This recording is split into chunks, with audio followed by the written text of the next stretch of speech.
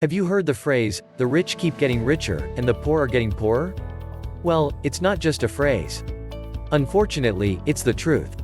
Despite the fact that millions of people are leaving poverty behind and are even becoming millionaires, most people will never make it. In 2020, America's 614 billionaires' net worth exceeded $3 trillion. The stimulus bill that supposes to help your average folk ended up helping the billionaires the most. At the end of the day, most people spent that money either on their basic needs or purchased some gadgets on Amazon. I guess Bezos was the ultimate beneficiary of the stimulus bill. Even though he has stepped down as the CEO of Amazon, he is still the biggest individual shareholder. But the question that I want to focus on in this video is, how do you get out of poverty?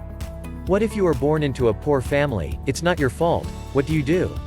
How exactly do you build wealth and become financially free?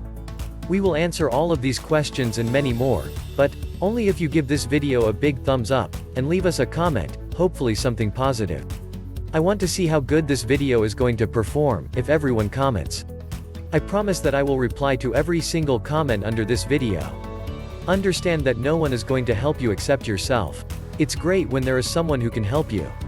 Either it's the government or your parents, but the reality is no one really cares about you except yourself. Of course, your parents want you to have a better life.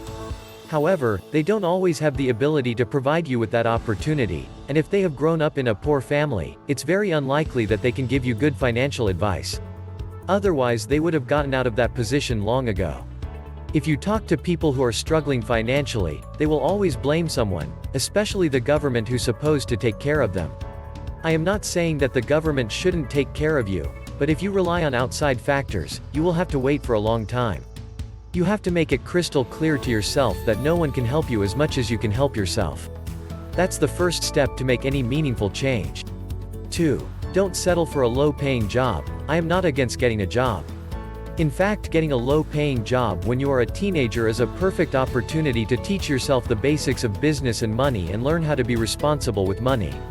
However, a low-paying job is a trap that most people get into and never leave.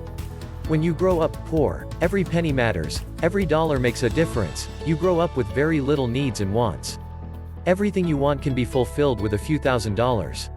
All you want is a proper roof over your head, some good food, and gadgets that everyone else around has. So when you get that first job as a teenager, it provides you with enough income to fulfill those needs, but in return, you have to give up most of your time. So you get to a position where you just work the entire day on a job that doesn't provide you with skills to increase your income year after year but at the same time fills your basic needs at least, so you get trapped in that job. A low-paying job gives you instant gratification but a very little reward in the long run. You can quickly earn enough to be able to take a car on credit, get the latest iPhone and start going out with friends. But, at the same time, it won't give you the luxury of free time to work on yourself and make your time worth far more valuable in the long run. Hence, you have to teach yourself how to delay gratification. The best way to do that is to start going to the gym. No matter who you are, no one is going to see any progress after hitting the gym once, or twice or an entire month. Real progress comes after many months of hitting the gym at least 3 to 4 times a week, and if you want to see a substantial difference, then you might need to go to the gym for a few years to see the change. That experience will teach you how to work hard for something you will get years later. 3. Have a clear plan. If you don't have a plan of how you are going to become financially independent, you will forever be trapped in poverty. It doesn't matter how long that goal is going to take. If you don't have the plan, you won't have the discipline to save and invest. Let me just give you a hypothetical example. Let's say you spend $50K a year. If you don't know how you are going to create a passive income of $50K, then you are wasting your time. But how do you create such a plan? We will be discussing this in other videos, but here is the point in short. You have to buy assets that generate income over time. It could be anything from real estate to stocks to bonds or a business that can function with minimal management. A $200,000 house can be rented for $2,000 a month, or for example, $24K a year. So, for you to become financially free, you need at least to purchase 2 properties that will provide you with a rental income of $48,000. That's just one way to do it. There are a million other ways. You can take a mortgage, and let your tenants pay the mortgage and have a small cash flow with every property. Or you can consider the stock market, where you can expect a 10% rate of return in the long run. It doesn't matter what the plan is as long as it's there, and it seems like it has a good chance to work. Whether you are going to save 10% of your income to get there or even up to 90%, it all depends on you. But here is what most people are going to say: my income barely covers the bills.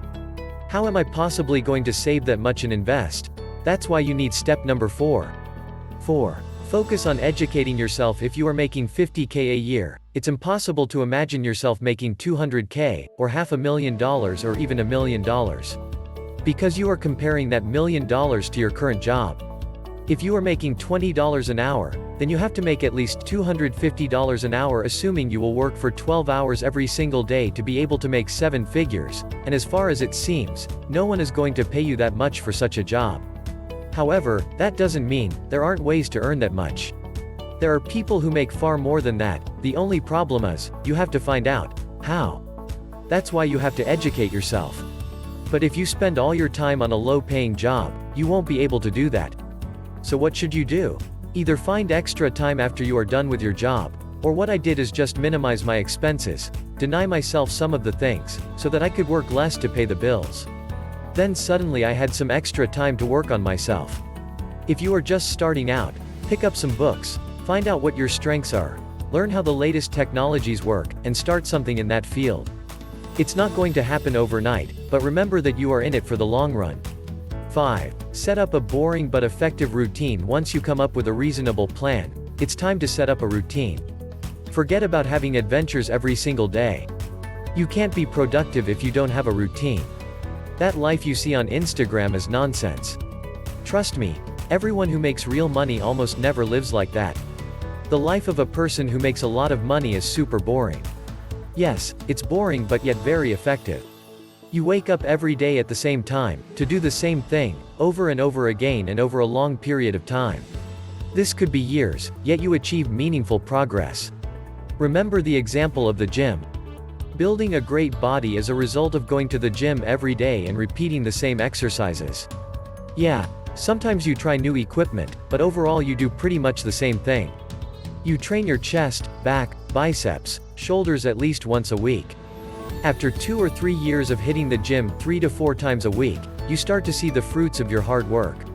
That's how everything works in life, including wealth. So don't feel miserable when you scroll through your Instagram feed.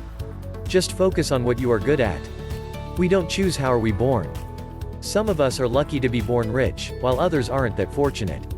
But as a wise man once said, it's not how you start that's important, but how you finish.